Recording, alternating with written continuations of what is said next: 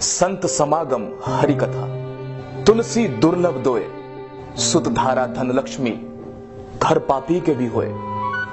संत मिलन को चालिए, तज माया अभिमान, जो जो पग आगे बढ़े, कोटन यज्ञ समान। भारतीय संस्कृति में संत के समागम और हरि कथा को दुर्लभ माना गया है। एक पापी के घर पर लक्ष्मी रूपी पत्नी हो सकती है, लक्ष्मी खुद हो सकती है, लेकिन संत का समागम जरूरी नहीं। जैसे जैसे हम संत के समागम की ओर बढ़ते हैं, वो किसी यज्ञ से कम नहीं। संत जो चरित्र का निर्माण करता है, संत जो संस्कारों का निर्माण करता है, वो संत जो इस भारतीय संस्कृति की धरोहर है, जो मार्ग प्रशस्त करता है भगवान की तरफ बढ़ने का, भगवान को प्राप्त करने का, ईश्वर प्राप्ति का। लेकिन जब संत किसी षड्यंत्र का शिकार बन जाए या उसे षड्यंत्र का शिकारी बना दिया जाए, तो सवाल दर सवाल है, जवाब दर जवाब चाहिए, सिस्टम से, व्यवस्था से। कुछ ऐसे सवाल जिनका जवाब आज हम आपके सामने ला रहे हैं। आखिर क्रोथा कांड का सच क्या है?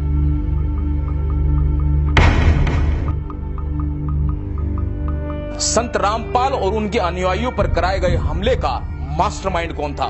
गुरुजी और मैं दिन रात क्रोथा के आसपास घूमे और सरकार के ऊपर इतना दबाव बनाया कि सरकार ने पुनः उसको यहां आने से रोक दिया।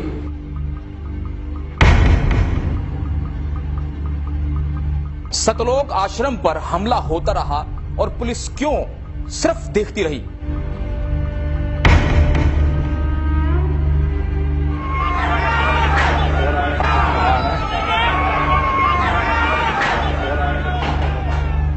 पुलिस ने मीडिया कर्मियों को घटनास्थल का दौरा क्यों नहीं करने दिया? कैमरे छीनकर तोड़ दिए गए। हरियाणा के तत्कालीन मुख्यमंत्री ने हमला करने वालों को क्यों 50,000 का इनाम दिया?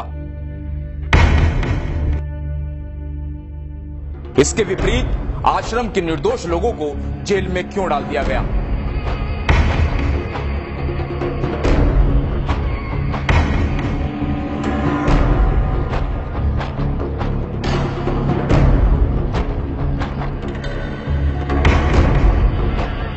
आखिर कौन है संत रामपाल?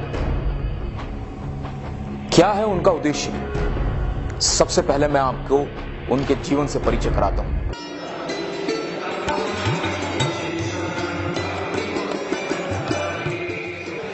आधुनिक संतों में जन्मे कबीरपंथी संत रामपाल का जन्म आज से 65 साल पहले 8 सितंबर 1951 को गांव धनाना, जिला रोहतक, हरियाणा में हुआ।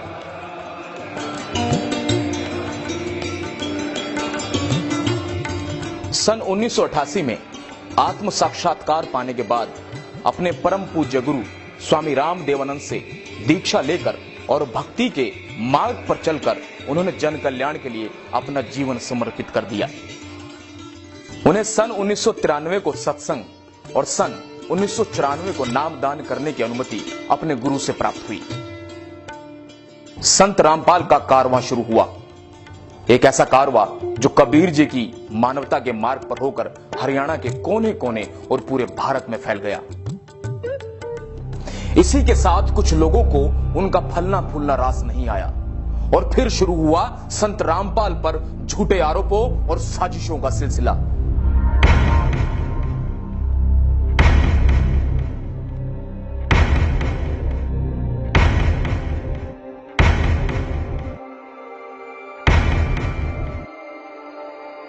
और आगे जो है, आगे भी विचार हमारे जेड़ नीचे है, इसी प्रकार से नहीं आने चाहिए। रामपाल दास कोई संस्था नहीं है, रामपाल दास एक व्यक्ति है और आर्य समाज वो संस्था है जिसमें व्यक्ति बहुत छोटी चीज है। हमें मीडिया के माध्यम से यही सुनने को मिलता था कि संत रामपाल जी ने महर्षि दयानंद द्वारा लिखित पुस्तक सत्यार्थ प्रकाश पर टीका टिप्पणी की, लेकिन आज तक किसी भी मीडिया चैनल, अखबार या कोई ऐसा शख्स नहीं जिसने आपको यह बताया हो कि आखिर वो आपत्तिजनक टिप्पणी क्या थी।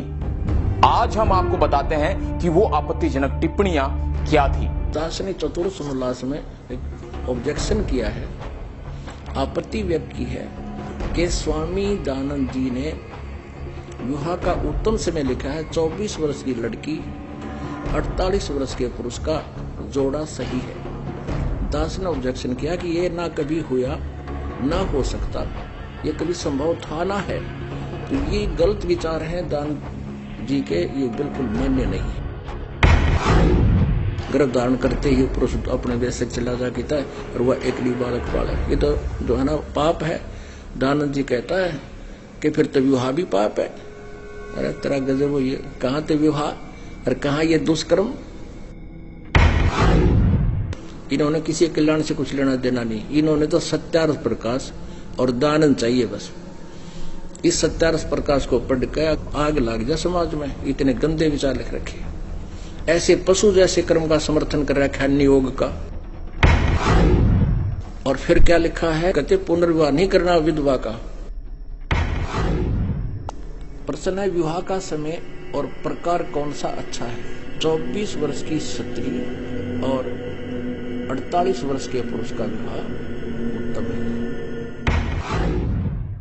पहले ये दिखाते हैं इसी सत्यार्थ प्रकाश के समोल्लास नंबर 7 में, देख कैसा कलाबाजी है दयानंद की। प्रश्न किसी ने करा कि ईश्वर साकार है व निराकार, उत्तर महर्षि का निराकार। ठीक है, अगले ही पृष्ठ पे प्रश्नकर्ता कहता है क्या स्तुति आदि करने से ईश्वर अपना नियम छोड़ स्तुति प्रार्थना करने वाले का पाप छुड़वा देगा। महर्षि दयानंद कहते नहीं। तो प्रश्नकर्ता कहता है फिर स्तुति प्रार्थना किस लिए करें, क्यों करना। उत्तर महर्षि दयानंद का उनके करने का फल अन्य ही है।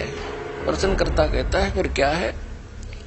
महर्षि दयानंद उत्तर देता है स्तुति से ईश्वर में प्रीति, उसके गुण कर्म स्वभाव से अपने गुण कर्म स्वभाव का सुधरना, प्रार्थना से निरभिमानता उत्साह और सहायता मिलना, और उपासना से परब्रह्म से मेल और उसका साक्षात्कार होना। पहले पृष्ठ पे कह रहा है 154 पृष्ठ पे कह रहा भगवान निराकार है, और दूसरे पृष्ठ 155 पृष्ठ पे कह रहा है सामने ही कि उपासना से पाप तक कटे नहीं। उस पापग्रस्त प्राणी का, पापी प्राणी को भगवान का साक्षात्कार हो जाएगा, और साक्षात्कार फिर निराकार का क्या होगा। अब इसने खुद परमात्मा के ऊपर कटाक्ष कर दिया, और जिन्होंने भगवान मिला, नानक साहब जी खुद देख कर आए सतलोक परमात्मा के साथ घेर वापस आए, उसको मूर्ख बता रहा है। महर्षि दयानंद सचमुच इतना बुद्धिहीन था, न उसको वेद ज्ञान था, न उसको खगोल भगोल का ज्ञान था, और न ही वो समाज सुधारक था। ये उनकी पुस्तकों में लिखा था, दास ने पढ़ा और आपके रूबरू कर दिया। उस भागीरथ पंडित जी ने वहां उनसे प्रश्न किया कि आप हुक्का पीते हो और समाज सुधार का ठेका ले रहे हो, क्या वेदों में हुक्का पीना लिखा है। और महर्षि दयानंद कहता है क्या वेदों में हुक्का पीना निषेध है, कहीं दिखा मुझे। अरे वाह मेरे से अपनी बकवाद को आगे डालने के लिए फिर वेद अड़ा दिए। वेदों में कहता, वेदों में न्यू भी इतना लिखा मत पियो न, फिर इसका मतलब तो भी ठेका ले रहा समाज सुधार का। कबीर साहब ने पत्थर पूजा आदि का बहुत खंडन किया। महर्षि दयानंद कहता है कि कबीर पंडित तो तकियों की पूजा करते हैं, खड़ाओं की पूजा करते हैं, और जोत दीप जलाते हैं, ज्योति यानी हवन, ज्योति भी हवन है घी की, उसकी भी पूजा करते हैं। क्या बोला, पत्थर पूजा से कम नहीं। यानी अपने को विद्वान सिद्ध करने के लिए उस महापुरुष ने जो 400 वर्ष पहले इस दयानंद से वो महान काम किया था, उसको नकारा करके स्वयं महर्षि पाकना चाहा था, भगवान को रिजेक्ट करके। अपने आत्माओं, ऐसे व्यक्ति को होए एक कौड़ी को लाल बनाकर सिर पे रख दिया, हमारे गठड़ी बांध के फिरे थे उठाए। अब इन सब की पालिश तार दूंगा और इनको जैसे थे वैसे दिखा दूंगा कि ये ना तो ऋषि थे, ना मैं ऋषि थे, ये केवल अज्ञानी और भांग पाड़ थे। सन 1857 के स्वतंत्रता संग्राम में महर्षि दयानंद का कोई योगदान नहीं था। इसी सत्यार्थ प्रकाश में इसी बात पर कटाक्ष किया है मुसलमान धर्म के ऊपर कि तुम्हारा खुदा क्या मनुष्य की तरह है जो एक स्थान पर रहता है, तो एक स्थान पर रहने वाला भगवान नहीं हो सकता। तो महर्षि दयानंद का जो अनुभव है वो उनके सत्यार्थ प्रकाश नामक पुस्तक में लिपिबद्ध है और वो टोटली वेद विरुद्ध है। तो ये महर्षि कौन से साइड पे था जो एक भी वेद से ज्ञान नहीं मिलता इसका, और वेदों को सच मानता है। वो सत्यार्थ प्रकाश नहीं, वो सत्यानाश प्रकाश है। कितने जीवों का नाश कर दिया, अज्ञान भर दिया, नास्तिक बना दिए, राक्षस बना दिए। ये स्पष्ट कर दिया महर्षि दयानंद जी ने कि अवश्य वाद विवाद करें पर प्यार से करें। और ये दयानंद के चेले सतलोक आश्रम क्रोथा पे हथियार ले आगे मारने खातिर, ये तो राक्षस हो गए, इंसान है। इस सच्चाई को आज तक मीडिया ने आप तक नहीं पहुंचने दिया। दूसरी ओर आर्य समाज के तथाकथित ठेकेदारों ने सोचा कि कहीं इस बात का समाज को ज्ञान न हो जाए कि सत्यार्थ प्रकाश में ऐसा निराधार बातें लिखी गई है जिससे इस पुस्तक के नाम पर आने वाली कमाई या रुतबा खत्म न हो जाए। इस डर से उन्होंने संत रामपाल व उनके क्रोथा आश्रम को तबाह करने की ठान ली और 10,000 लोगों को इकट्ठा करके सतलोक आश्रम क्रोथा पर हमला बोल दिया।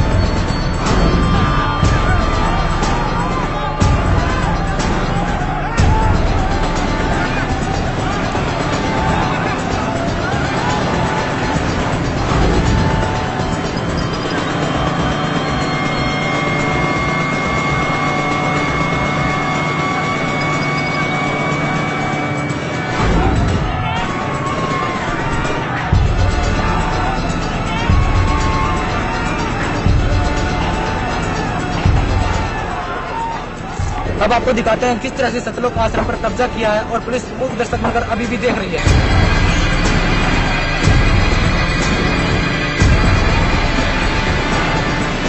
आतंकवाद जैसी स्थिति यहाँ पर बन चुकी है।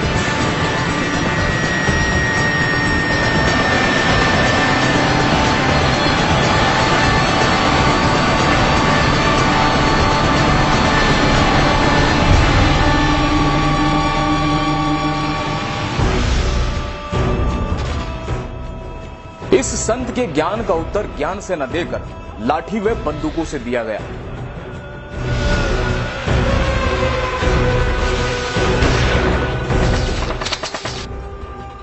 पुलिस की कोशिशों के बाद भी ये आश्रम की दीवारों तक पहुंच गए, जिसमें पुलिस और हमलावरों की मुठभेड़ में एक सोनू नाम के उपद्रवी की मौत हो गई।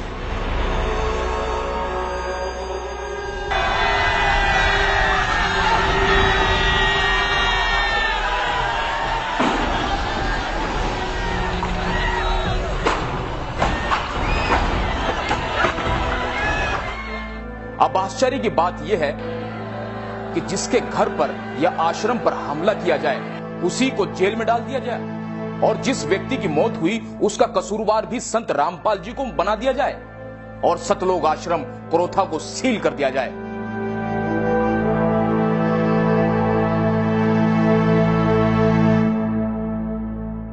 जबकि आश्रम पर हमला करने वाले उपद्रवियों को हरियाणा सरकार द्वारा 50-50 हजार का इनाम दिया गया।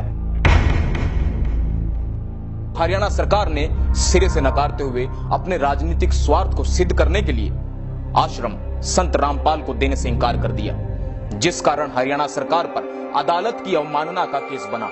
इसके बाद सुप्रीम कोर्ट ने भी संत रामपाल के पक्ष को मजबूत मानते हुए उन्हें आश्रम बाइज्जत लौटाने के आदेश दिए।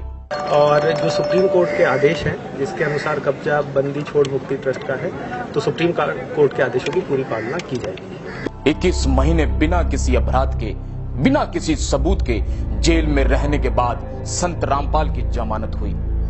किसी तरह फिर से अपने अटूट भक्तों श्रद्धालुओं के साथ संत रामपाल ने बरवाला में अपना आश्रम बना सत्संग करना शुरू किया। आप परमात्मा पे विश्वास रखना। संत साधु कभी किसी का बुरा नहीं सोचते, ना करते और ना ही सोचना चाहिए। परमात्मा से कोई चीज छुपी नहीं है। यदि हम भगवान से डरने वाले हैं और हम परमात्मा कबीर जी को परमात्मा मानते हैं तो भगवान वाले काम किया करता है। आपने बहुत शांति रखनी पड़ेगी। उन दुष्टों का तो नाश हुआ पड़ा है, उनका तो पतन हो रहा है। वो चाहते हैं कि आपका भी नाश कर दें झगड़ा वगड़ा करके। आपने जो संयम दिखाया 9 अप्रैल सन 2013 में करोथा के अंदर, मेरी आत्मा गदगद कर दी। बच्चों, तुमने साधुता दिखाई। और आखिरकार 7 अप्रैल 2013 को सतलोक आश्रम वापस मिल गया, लेकिन संत रामपाल पर केस लगातार चलता रहा। फिर भी करोथा आश्रम मिलना राहत भरा था, लेकिन जैसे ही 9 साल के बाद बंद पड़े आश्रम की सफाई के लिए अनुयायी आश्रम में पहुंचे, उन्हीं उपद्रवियों ने जिन्होंने 2006 में आश्रम पर आक्रमण किया था, वही लोग दोबारा आश्रम पर हमला करने आ गए। अब फिर से वो कोर्ट के माध्यम से आ रहा है, तो जिसकी लाठी उसकी भैंस, ये सीधी सी बात है। जिसके पास ताकत होती है सरकार उससे दबती है। केवल यहां मत कहे कि हम क्या करेंगे, भाई ये करना चाहिए वो करना चाहिए, बस करें, करके दिखाएं।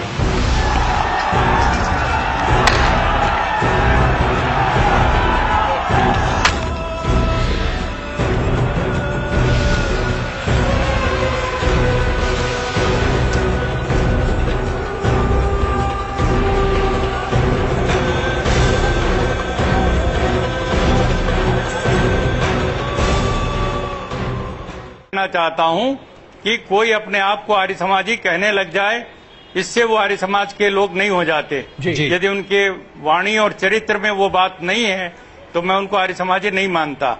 जिस प्रकार की भड़काऊ भाषा बोल रहे हैं, जिस तरह का भड़काऊ काम वो कर रहे हैं, कानून अपने हाथ में लेकर, और सरकार के लिए एक धर्म संकट पैदा कर रहे हैं। सरकार क्या करे? सुप्रीम कोर्ट का आदेश आया तब जाकर के उन्होंने कहा आप ले लीजिए आश्रम। लेकिन जो राज्य सरकार या कोई केंद्र की सरकार यदि ये कहती है कि हम सुप्रीम कोर्ट के आदेश का पालन नहीं करा सकते, उसको सत्ता पर रहने का कोई अधिकार नहीं। आपने संत रामपाल को हमेशा विवादों में घिरा पाया है। विवाद करना और विवादों से घिरना दोनों ही अलग चीजें हैं। आइए आपको समझाते हैं। सबसे पहले प्रश्न उठता है कि आखिर संत रामपाल के साथ विवाद क्यों? तारीख 18 नवंबर 2014 का वो काला दिन जिसने पूरे हिंदुस्तान को ही नहीं विश्व को ये सोचने पर मजबूर कर दिया कि आखिर एक बीमार संत को गिरफ्तार करना इतना जरूरी क्यों हो गया कि 40,000 से ज्यादा जवान उन्हें गिरफ्तार करने पहुंच गए। क्या एक संत को मेडिकल रिपोर्ट देने के बावजूद कुछ दिन की मोहलत नहीं दी जानी चाहिए थी? जबकि सब जानते थे कि रामपाल लगातार 8 साल से सैकड़ों बार अदालत में आए हैं। कई बार उनकी हाजिरी माफ भी हुई, लेकिन अब की बार ऐसा क्या हुआ कि सारा सिस्टम ही संत के खिलाफ खड़ा हो गया? आखिर क्या किया संत रामपाल ने? आखिर क्या किया राष्ट्रीय समाज समिति ने?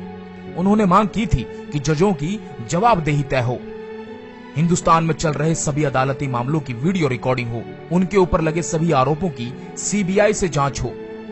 राष्ट्रीय समाज सेवा समिति ने अपने साथ हो रहे 8 साल के अत्याचारों का सारा खुलासा किया, उन 3 किताबों के द्वारा जिनके नाम थे न्याय की गिरती गरिमा, सच बनाम झूठ, भ्रष्ट जज कुमार्ग पर, जिसमें हिंदुस्तान की न्याय व्यवस्था को तार तार करने वाले कुछ काले चेहरे शामिल थे। मीडिया में प्रचारित किया गया कि संत ने अपनी एक फौज तैयार की है, कमांडो तैयार किए हैं, जबकि ये सरासर झूठ था। आज तक एक भी ऐसा प्रमाण नहीं मिला सरकार को जिससे कि ये सिद्ध हो सके, जबकि सरकार ने निर्दोष उन लोगों को कमांडो का नाम देकर जेल में डाल दिया जो किसान थे, मजदूर थे, विद्यार्थी थे, जो अपने ऊपर किए जा रहे अत्याचार के विरोध में काले कपड़े पहने हुए थे, हाथों में सफेद झंडे लिए हुए थे। उन निर्दोष लोगों को सरकार ने कमांडो फोर्स का नाम देकर जेल में डाल दिया और अंग्रेजों से भी बदतर सलूक किया। क्या करते थे? खेती करते हैं, डंडे लिए अपने कपड़े, काले कपड़े पहने, क्या मकसद है इसका? तो कोई मकसद नहीं इसमें, तो इसमें क्या कपड़े तो कैसे भी हो, उसमें कोई वो नहीं इसका। और रही डंडे और झंडे की बात, झंडे तो कोई भी उठा सकता है, इसमें कहीं पे भी जाओगे वहाँ भी झंडे, इसका मतलब वो नहीं है कि जो आप समझ रहे। तो अब हम मुद्दे पर आते हैं। दोस्तों, हम बात कर रहे हैं संत रामपाल की। जी हां, संत रामपाल। आपके मन मस्तिष्क में कुछ ऐसी छवि घूम रही होगी जिसको आपने मीडिया में देखा होगा। दोस्तों, सच मानिए, आपको सच से कोसों दूर रखा गया। आज आपको हर एक सच से हम रूबरू कराएंगे। हमने भ्रष्ट जजों की शिकायत की। क्या इस देश में भ्रष्ट जजों के खिलाफ शिकायत करने का अधिकार नहीं है? और अगर शिकायत के अधिकार को अवमानना में डाला जाता है तो क्या जिनके खिलाफ हमने शिकायत की थी उनके खिलाफ क्या एक्टिविटी की? लेकिन आपका इसका जवाब कौन देगा? सिर्फ एक पक्ष पे कार्रवाई करना दादागिरी है या आदेश? कानून क्या कहता है? न्यायालय को वो करना होगा जो संविधान कहता है। न्यायालय की दादागिरी नहीं चलेगी, न्यायालय को कानून से काम करना पड़ेगा। अगर आप न्यायालय जाके किसी की शिकायत करते हैं तो न्यायालय का कर्तव्य है, संविधान के तहत न्यायालय है, न्यायालय संविधान से ऊपर नहीं है। लेकिन ये मामला जो है वो तो अवमानना का मामला है, वो कोर्ट ने पेश नहीं वारंट कर दिया, ये तो अवमानना का मामला है ना। अवमानना का मामला बनाया गया है और बनाया हुआ मामला मन मर्जी का होता है, वो संविधान के तहत नहीं है। गैर कानूनी काम जज अगर करे तो वो कानून नहीं होता। आपने जज के शब्दों को कानून कैसे मान लिया? अगर एक जज गलत आदेश पारित करता है और दूसरा जज उस आदेश को रद्द करता है, इसका मतलब क्या हुआ कि जो पहले आदेश थे वो गैर कानूनी थे, और गैर कानूनी आदेशों को मानने के लिए हम बाधित नहीं है। पहले ये साबित करो कि जिस पक्ष की हमने शिकायत की थी उस पक्ष पर क्या कार्रवाई हुई और क्यों नहीं हुई, और हुई तो क्या हुई, उसके बारे में नहीं कोई सोचता। इतना बड़ा जनसमूह जज के खिलाफ खड़ा है, जज अपनी कुर्सी बचाने के लिए हमारा शोषण करना चाहते हैं, हमें दबाव में डालना चाहते हैं। ऐसे क्यों दबाव में आ जाएंगे हम? क्या हम संविधान नहीं जानते? या संविधान जो जजों की बपोती है, वो जो बोलेंगे वो कानून नहीं है? अखबार में और जज में डिफरेंस है। लेकिन बाबा रामपाल पर तो पहले से भी बहुत सारे मुकदमे हैं, तो क्या फर्क पड़ता है? मुकदमा झूठा कोई भी कर सकता है। मैं आपकी शिकायत कर दूं, आप मुझे अपहरण कर रहे हो, मुकदमा हो गया, वो प्रूव होगा तभी तो बात है। आरोपी व्यक्ति को आप मुलजिम नहीं कह सकते, आरोपी हैं। आरोप तो किसी में भी हो सकता है। आरोप का मतलब क्या है? झूठे मुकदमे हमेशा उस व्यक्ति पर लगाए जाते हैं जो सिस्टम को जानने की कोशिश करता है, बताने की कोशिश करता है। आप भ्रष्टाचार को खत्म करने की कोशिश करो, क्या होगा आपके साथ?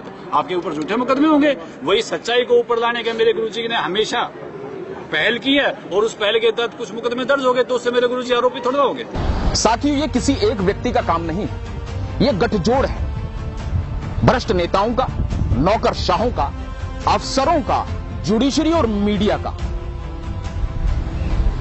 झूठ को इस कदर पेश किया जाता है कि हम उस पर विश्वास करने लगते हैं। आम आदमी इस झूठ को पकड़ नहीं पाता है। होता क्या है कि हम जो गलत है उस पर विश्वास कर लेते हैं और जो सच्चाई है उस पर पर्दा डाल दिया जाता है। जूनियर एडवोकेट आते हैं, हमारे गाड़ी के चालक आते हैं, उनको भी उठा के बाहर से ले जाके बंद कर दिया जाता है, चौकी में बैठा दिया जाता है। हरियाणा पुलिस किस तरह से पूरी तरह से बाइस्ड है, जिसे यही नहीं पता किसको गिरफ्तार कर रहे हैं, क्यों कर रहे हैं, बिना कारण के उठाया बंद कर दिया, उठाया बंद कर दिया। दोस्तों, बात यहीं तक सीमित नहीं है, और अगर हम भगवान को भी कटघरे में खड़ा कर दें तो शायद उस पर भी विश्वास कर लिया जाएगा। संत रामपाल जी के साथ भी ऐसा ही हुआ। उन्होंने राष्ट्रीय चरित्र का निर्माण किया और हमने उन पर क्या दिया, ये आप समझ सकते हैं। उन्होंने सामाजिक कुरीतियों के खिलाफ आवाज उठाई और हमने क्या दिया, ये भी आप समझ सकते हैं। उन्होंने सामाजिक विसंगतियों को दूर करना चाहा और उन्हें क्या मिला, ये आपसे छुपा नहीं है।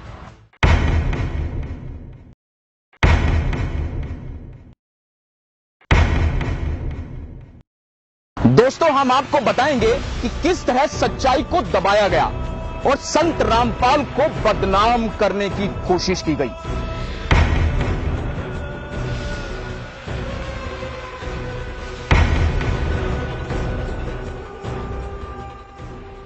वो अपने आश्रम में हैं, उनका क्या ईगो। उन्होंने कह रखा जैसे स्वस्थ होऊंगा पेश हो जाएंगे।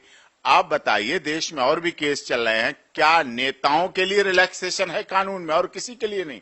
उनके केसों में इतनी जल्दी जल्दी सुनवाई पड़ी, कभी डेटें पड़ी। ये राजनीतिक षड्यंत्र था। ईगो संत रामपाल दास जी का नहीं, ईगो जुडिशियल सिस्टम और राजनीतिक लोगों का ईगो था। लोकतंत्र का चौथा स्तंभ मीडिया, वो मीडिया जो हम सभी को सच्चाई की राह पर ले जाता है, सच्चे तथ्यों से हम सबको रूबरू कराता है। लेकिन आपको बता दूं उस दिन क्या हुआ। हम ये नहीं कह रहे हैं कि सभी मीडिया हाउस झूठ की राह पर चलते हैं, झूठ के पुलिंदे पर बंधे हैं। ईगो वो तथाकथित मीडिया के लोगों का था, जिन लोगों ने उसको अपना बिजनेस और ब्रेकिंग न्यूज बना रहे थे उसको। ये उनका ईगो था कि हम ये करा के रहेंगे, ये हत्या का जिम्मेदारी उनके ऊपर आनी चाहिए। लेकिन सच्चाई ये है कि वहां गरीब लोगों, महिलाओं, बच्चों, बुजुर्गों सभी को पुलिस अफसरों ने पीटा और उन मीडिया कर्मियों को भी पीटा जो सच्चाई दिखाना चाहते थे।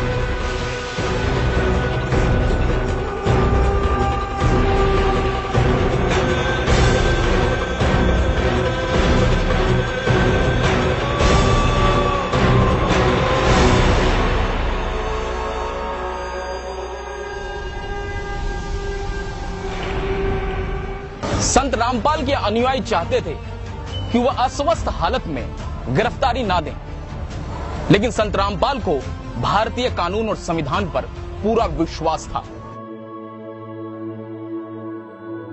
तमाम सरकारी और गैर सरकारी डॉक्टरों की जांच रिपोर्ट में यह साबित हो चुका था कि संत रामपाल की तबीयत खराब थी। दरअसल उस दिन संत रामपाल अस्वस्थ थे, स्वास्थ्य ठीक नहीं था। उनके अनुयायी उनसे कहते रहे कि बाबा आप नहीं जाएंगे, लेकिन पुलिस और अनुयायियों को उन्होंने कहा कि मैं अपनी गिरफ्तारी देना चाहूंगा। एकाएक पुलिस बढ़ती चली गई, यहां तक कि सीआरपीएफ ने भी धावा बोल दिया।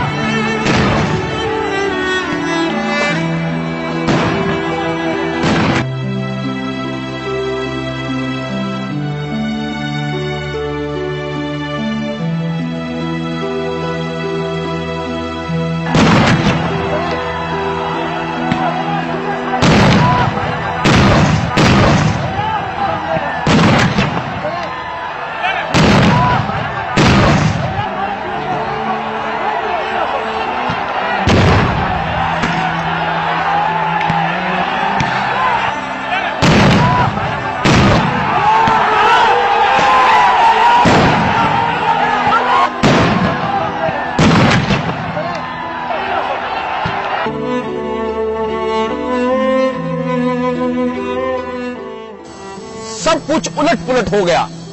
बच्चे, बुजुर्ग, यहां तक कि महिलाओं को खींच खींच कर बाहर लाकर मारा गया, पीटा गया।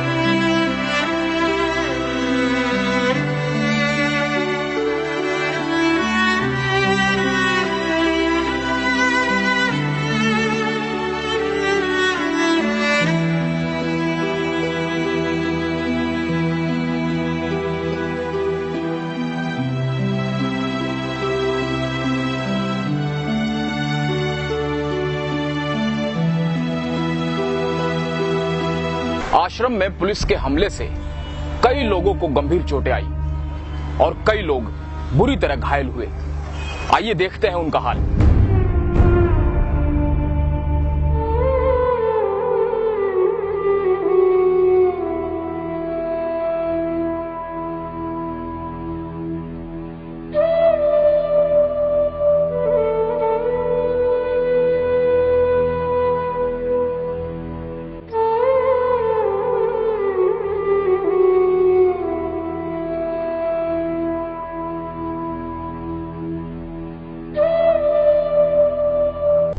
अब मैं आपको उन लोगों से मिलवाता हूं जिन्होंने अपनों को खोया, रूबरू कराता हूं उस दिन की हकीकत से।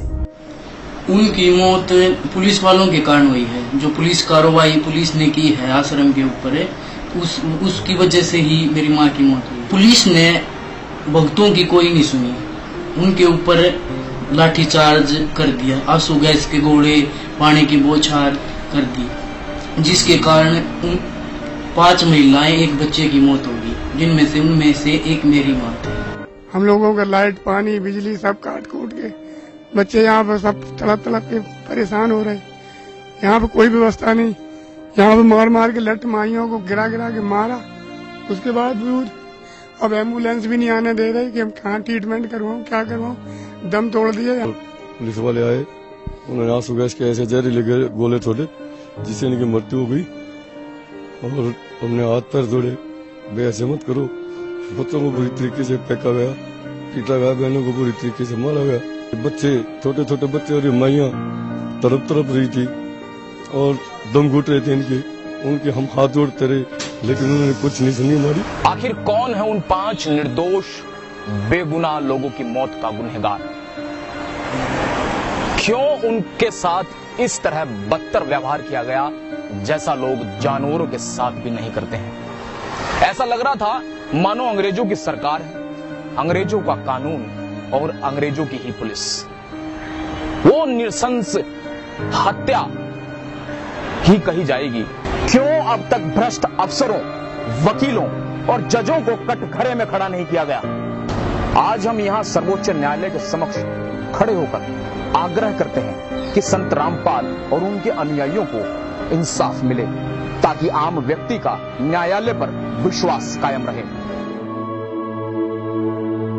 इस वक्त हम हैं दिल्ली के जंतर मंतर पर, जहां संत रामपाल के ये अनुयायी पिछले 2 साल से मीडिया, सरकार और अदालत से इंसाफ की गुहार लगाए हुए बैठे हैं। मैं 2 साल से जंतर मंतर पे बैठे हुए हैं और हमारा सरकार से यही अनुरोध है कि संत रामपाल जी महाराज पे जितने भी झूठे केस बनाए गए हैं उन सब की सीबीआई जांच होनी चाहिए। हम चाहते हैं कि इस केस की सीबीआई या एसआईटी से जांच करवाई जाए।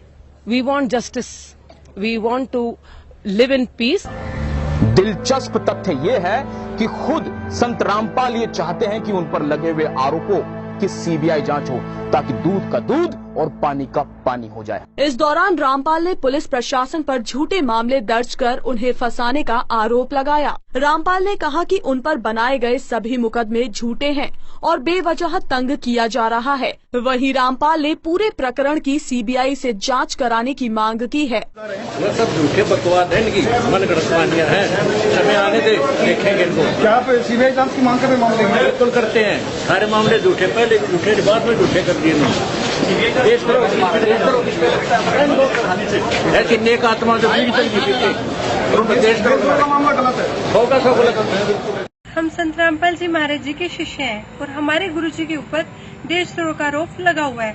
फिर भी हमारे गुरुजी सीबीआई जांच की मांग कर रहे हैं। यदि फिर भी सरकार हमारे गुरुजी की सीबीआई जांच नहीं कराती है तो इससे साफ स्पष्ट है कि सरकार संदेह के घेरे में है और इससे सरकार की कार्यप्रणाली पर प्रश्न चिन्ह उठता है। मैं आपसे जानना चाहता हूं कि आपकी नजर में, संविधान और कानून की नजर में देशद्रोह कौन है और कौन है देशद्रोही? तो मैं आपको बता दूं कि भ्रष्ट नेताओं, जुडिशरी और अफसरों की नजर में देशद्रोही वो है जो सुदूर किसी गांव में रोटी बनाते हुए चूल्हे पर अपने सपनों को स्वाहा कर देती है। देशद्रोही वो है जो धरती का सीना चीर पूरे मुल्क का पेट भरता है। देशद्रोही वो है जो दूर किसी बॉर्डर पर अपना वर्चस्व, अपना सब कुछ देश के नाम पर न्योछावर कर देता है। अगर ये देशद्रोही है तो हम भी देशद्रोही हैं। अगर ये देशद्रोही हैं तो आप भी देशद्रोही हैं, और अगर ये देशद्रोही हैं तो बाबा रामपाल जी भी देशद्रोही हैं। तो लटका दीजिए उनको फांसी पर। राजपथ, जहां पर लोकतंत्र का जलसा होता है, ये वो स्थान है जहां से लोकतंत्र का बीजारोपण होता है और पूरे मुल्क को चलाया जाता है, प्रजातंत्र को सुरक्षित किया जाता है। लेकिन जब कोई जरूरतमंद या किसी व्यक्ति पर आरोप लग जाए तो शायद ये लोकतंत्र सुनता नहीं है। हर उस व्यक्ति को जो समाज की कुरीतियों को उजागर करना चाहता है, राष्ट्रीय चरित्र का निर्माण करना चाहता है या सामाजिक उन्मूलन का कार्य करना चाहता है, उसकी आवाज शायद दबा दी जाती है। आखिर में कुछ सवाल हैं मीडिया से, सरकार से और न्यायालयों से कि संत रामपाल और उनके अनुयायियों को जमानत नहीं मिलनी चाहिए। एफआईआर नंबर 426 और 427 रजिस्टर्ड हुई, उसमें देशद्रोह का कोई नाम नहीं था, केवल ये था बंधक बना रखा जो आपने कहा। पुलिस ने उसी से स्टोरी बनाई, लेकिन उस एफआईआर की जो पर्चा कटता है उसमें ही पुलिस लिख रही है धाराएं 121, 122 जो देशद्रोह की धाराएं हैं उस 426 एफआईआर में लिखी जा रही हैं, जबकि 18 तारीख भी नहीं थी उस दिन, ना ये घटना हुई, ना कोई देशद्रोह की बात थी, ना कोई किसी तरह की बात थी, उसमें ही लिख दी। इसका मतलब ये पूरा प्लान्ड तरीके से, पूरे तरीके से एक सीक्वेंस में 426, 427, 428, 429, 430 सारी एफआईआर एक सीक्वेंस में काटी गई। सब आपके सामने है। मेरी तरह आपकी आंखें भी भर आई होगी।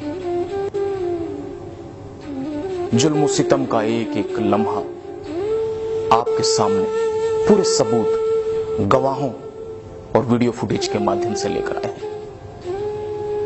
प्रत्यक्ष को प्रमाण की आवश्यकता नहीं होती। आपने सब अपनी आंखों से देखा और सुना। संत रामपाल और उनके अनुयायियों को एक साजिश के तहत फंसाया गया, यह बात साबित हो गई है। इसमें सरकार की भूमिका पर प्रश्न चिन्ह उठता है। भ्रष्ट जुडिशरी के फैसले से भ्रष्टाचार की बू आती है, क्योंकि संत रामपाल ने भ्रष्ट लोगों के खिलाफ आवाज उठाई। धर्म के नाम पर पाखंड करने वालों को बेनकाब किया, लोगों को शराब, बीड़ी, सिगरेट, मांसाहार से दूर रहने की प्रेरणा दी, भारतीय समाज में व्याप्त सभी बुराइयों और भेदभाव को दूर करने का प्रयास किया। और यही शायद उनका गुनाह है, यही जजों की नजरों में देशद्रोह है। आज भी जेलों में बंद संत रामपाल के अनुयायी बीड़ी सिगरेट को हाथ नहीं लगाते। उनका जेल में व्यवहार और आचरण देख के कोई नहीं कह सकता कि वे देश के द्रोही हैं या अपराधी।